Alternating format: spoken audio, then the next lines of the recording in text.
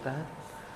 तो मैं बात कर रहा था कि एक्सेल और एक्सेल के उपयोग। एक्सेल में क्या करते हैं कि जैसे वर्ड में आपने टाइपिंग संबंधी, किताब बनाने संबंधी, बुक लिखना, थीसिस लिखना या कोई भी प्रकार के कंटेंट लिखने संबंधी कार्य करते हैं, प्रोजेक्ट फाइल बनाने में।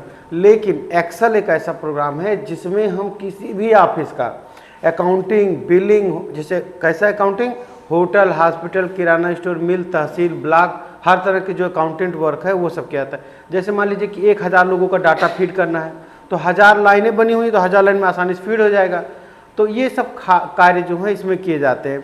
अच्छा, तो एक्सेल के कुछ इंपॉर्टेंट बातें बताएं। एक्सेल का एक्सटेंशन जो होता है, एक्सटेंशन माने फाइलों का जातियाँ, एक्सटेंशन फाइल नेम .xlsx होता है, xlsx है ना। और इसके रो की संख्या कितनी होती है? टोटल 10,48,576। कॉलम की संख्या कितनी होती है? 16,384।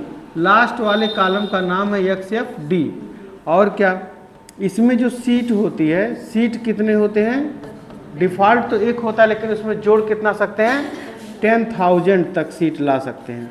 इतना सीट हो जाएगा, इतना बड़ा बड़ा पेज होता है तो बहुत ज़्यादा डाटा आ जाएगा, पूरे विश्व की जनसंख्या इसी में आ जाएगी, इतना ज़्यादा होता है, इतना भयंकर ला। इसके बाद और क्या जानना जरूरी है कि इसके खाने को सेल कहा जाता है। इसके खाने को क्या कहा जाता है? सेल।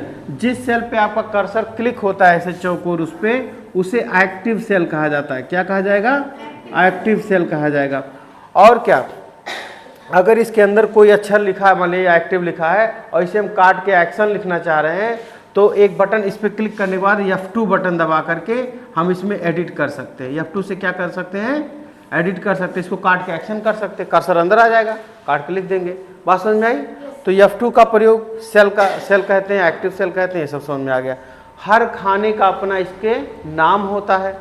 जैसे A3 पर हैं अगर आप, तो A कॉलम है और तीसरा रो है, B6 पर है, B कॉलम है और छठवां रो है। तो इस प्रकार से हम इस खाने को समझते हैं। तो ये थे कुछ एक्सेल के महत्वपूर्ण जानकारी। Thank you.